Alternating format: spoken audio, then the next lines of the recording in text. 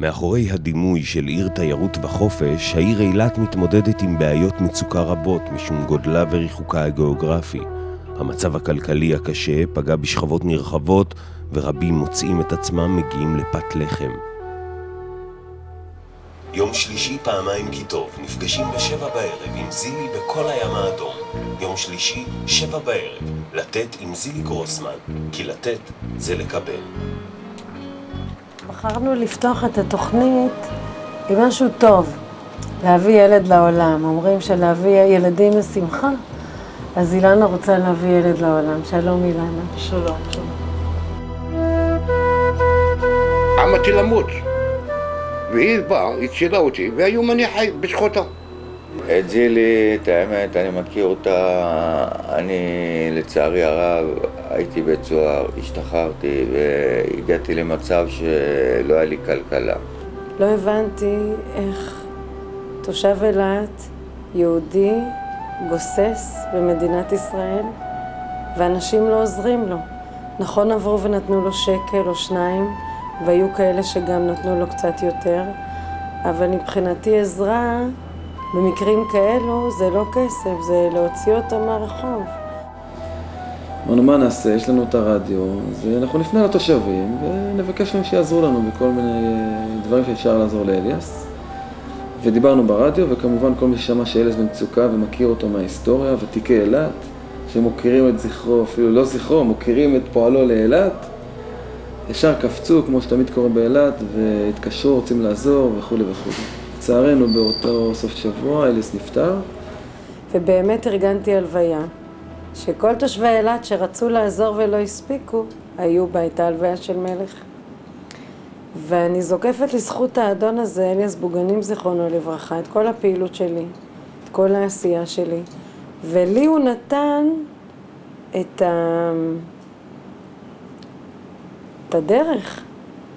הדרך לעזור לאנשים. מאותו רגע לא הפסקתי. הכל הרי היה בלי כסף, בלי שום דבר. זאת אומרת, בן אדם מנתקים לו את החשמל, זילי מגייסת 400 שקל לשלם לחברת חשמל. בן אדם אין לו לול, מזמינים לול. ומי שרצה לתרום יותר ובכסף ושיהיה מסודר וחוקי, צריך עמותה. בשל הביקוש הגובר לעזרה, שינתה זילי את מסלולה בחיים והחלה לטפל באופן מאורגן במקרי מצוקה. השלב הבא היה למסד את הפעילות, ובעיר הוקמה עמותת לתת באילת. אני הייתי חבר בעמותת לתת, ופה עשיתי בעצם את השידוך בין הנתינה של חנניה, את המבנה, לעמותת לתת, שאנחנו בעצם, הרעיון היה לעשות באמת בית תמחוי באילת. בית רפאל שולח מנות חמות לאלה שלא יכולים להגיע למקום, ולמעלה מ100 מנות מחולקות מדי יום לבתי הנזקקים. במסגרת פרויקט פת לתלמיד, מכינים בבית רפאל מאות כריכים המסופקים לילדים בבתי ספר.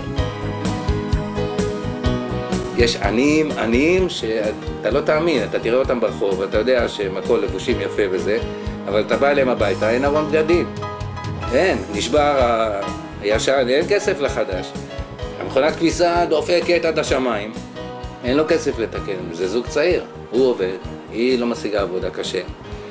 כשבן אדם באילת מפטרים אותו, הוא מאבד את העבודה, זה כמו שבתל אביב מפטרים בן אדם והוא צריך לעבוד אחרי זה רק בקפריסין. כי אם אין לו עבודה באילת, הוא צריך להגיע עד באר שבע, המרחק מפה לבאר שבע זה בערך מתל אביב עד קפריסין. יש תקופות שאנחנו עוזרים יותר, ויש תקופות שאנחנו עוזרים פחות, שהרעיון המרכזי הוא קודם כל לתת אוכל. דבר בסיסי לאנשים שבאמת לא מסוגלים לקנות אוכל, ומפה זה עובר לתשלומי חשמל, או תשלומי מים, או תשלומי תרופות, בסדרי עדיפויות, כמובן. זה תלוי בכמות הכסף שיש לנו, ובדרך כלל זה מהיד לפה. אנחנו משתדלים לעזור לכולם. בסוף אלוקינו שלח את זילי, שלח אותה אליי. השיגה לי בגדים, השיגה לי אוכל, השיגה לי כל מיני דברים, והשיגה לי גם דירה פה, ומטפלת בי עד היום הזה. כשבן אדם מבקש עזרה, אני לא אומרת לו תבוא מחר, עכשיו בוא נראה מה עכשיו אני יכולה לעשות בשבילך. כי שוב, אי אפשר לדעת מה יהיה. החיים כל כך קצרים. ואנחנו פה כי נפגשנו, ואנחנו רוצים לספר שבאמת יצאת מתאונה קשה ביותר, ואת היית מסתובבת עם כיסא גלגלים באילת, והיית במצבים מאוד מאוד מאוד מאוד מאוד מאוד מאוד מאוד קשים, שאפילו לי היה קשה להתמודד. ובשבילי זה ניצחון שאת יושבת פה ואת מתחתנת. אז מי שרוצה לעזור, שיקום, 6,345. את מקודשת, לי, בטבעת, זו, כדת, משה, וישראל. מזל טוב! כל שקל שמגיע לזילי, זה קדוש. זה מגיע לכתובות הכי, שאני לא יודע אם תצליחו בטלוויזיה להצליח להראות את מה הרגשות שרצות פה עם האנשים. אנחנו מרחיבים עכשיו את הפעילות, אני חושב שגם בעתיד יהיה מקום להרבה מאוד אנשים להצטרף בבית לשורות של האנשים שמתנדבים בזמן, בדברים שלא תמיד הם כספיים, לא תמיד הם עולים כסף, בוא נגיד. לפעמים זה קטע של אכפתיות, של רגישות חברתית, של עזרה, לפעמים זה לא פחות חשוב מתרומות של כסף. מי שיש לו כסף שיתרום כסף, מי שאין לו כסף שיתרום זמן. מתוך תוכי אני הרגשתי שאני גם צריך לתרום משהו.